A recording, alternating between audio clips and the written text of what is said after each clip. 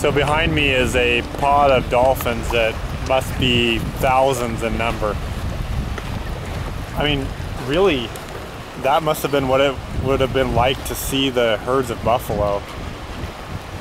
It's just, it's one of those things that if someone was telling someone else that they experienced something like that, I would just not believe that.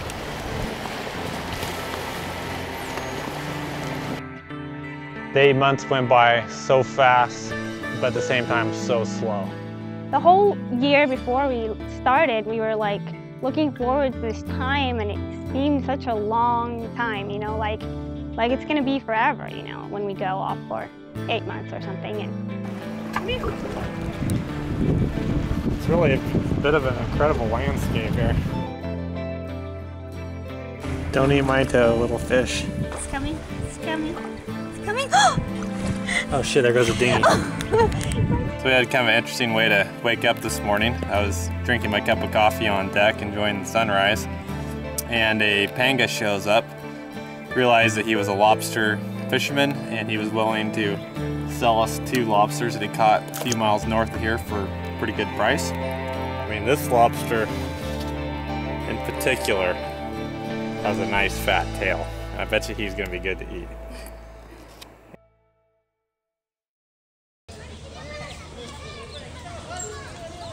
A lot of people just lump them into like one group that is cruisers, but it's not actually like that. It's everyone's different, and everyone's usually unique and very interesting in a very different way.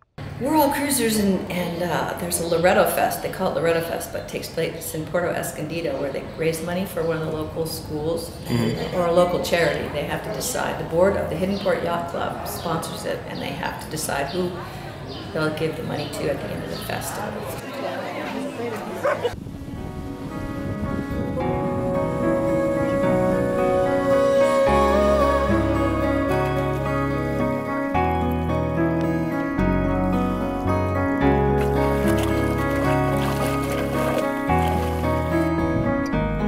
We're in a beautiful little cove right now.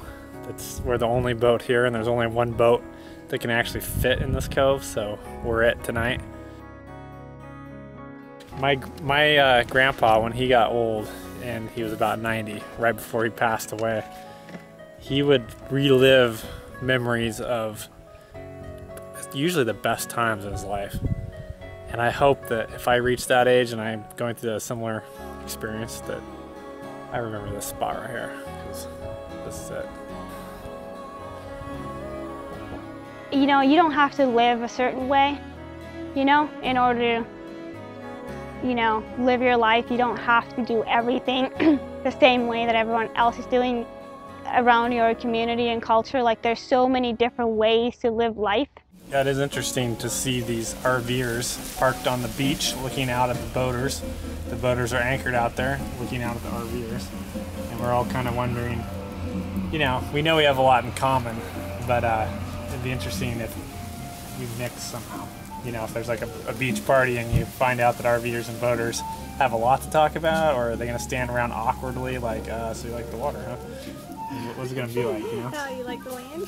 But I mean, you know, RVers definitely like to travel and find remote spots, just like boaters. So I just feel like we have a lot in common. I bet you it'd be a lively get together. They want to see the world too. Mm-hmm. They just don't like water. Well, they might like water too, they might just not know I'm how. not sure if I like people who don't like water.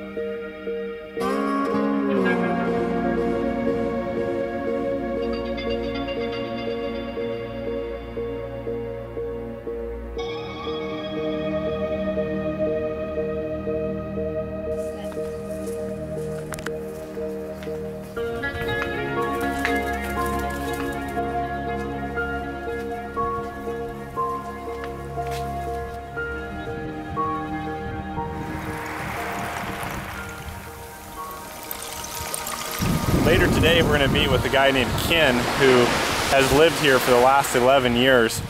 And Ken, he'll show us around this area, and it's what they call a fly-in community. And there's an airstrip, and that airstrip is how they get access to this area. It's very remote. There's a lot of nice houses, but it's a very rural, very remote area. And it's pretty intriguing, really. It's unexpected little hideaway here in the coast of Sea of Cortez in the middle of the Baja. I'm gonna be really sad when all this ends and we're gonna be back in the rush and stress of the normal life.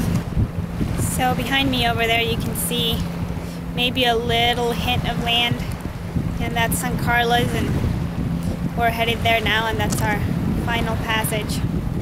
Well, this is our last night at sea, and we're trying not to think about it, really, because we want to enjoy it, but it is kind of a sad thing when you do stop and realize that crossing over to San Carlos is going to be the last night that we're out here. Tomorrow will actually be the last day, and then we'll be in that port. We're approaching San Carlos, so we're almost there, and I'm furling the sails right now for the last time. I mean, I've lived on this boat for 6 years now, and we'll be leaving it in a foreign country, in a place where I can't really check on it.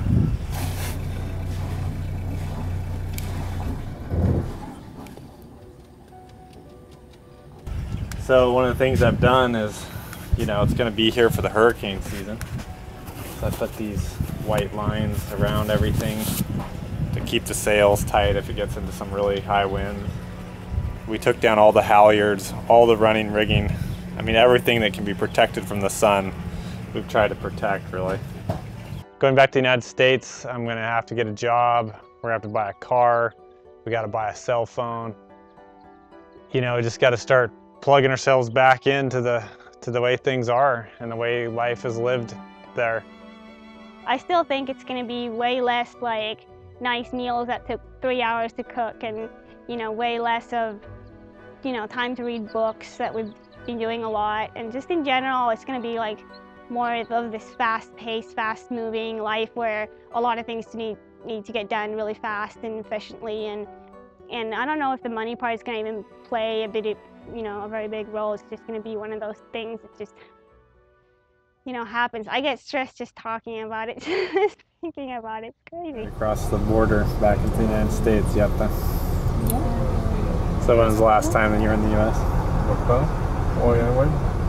7 months ago.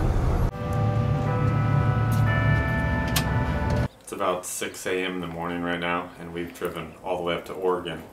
So we're about ready to say hello to my parents. Hi, see you. Yeah, good to see you. I'm good. Yeah, I've been talking to. I bet you do miss it. I would miss it. Just like for me, like,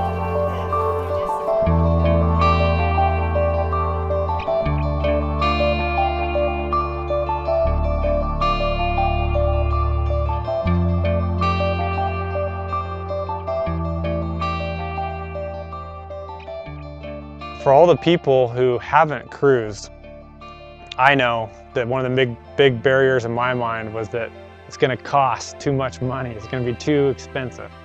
And it turns out it's actually so cheap. And it's cheap because you change your life. It's not because Mexico's cheap. Mexico's not cheap. Mexico's expensive. It's because you change your life in a way that you don't need money. Then it becomes cheap, and you can find a way to support that. And that money barrier really isn't as big a deal as I think many people could do this much sooner. And what's interesting to me too is you don't have to do this cruising. You can do a lifestyle like this right where you're at. It's really a change in your mindset. And I hope that like Yata and I can bring that change in our mindset back with us, because it feels really good to think and live this way.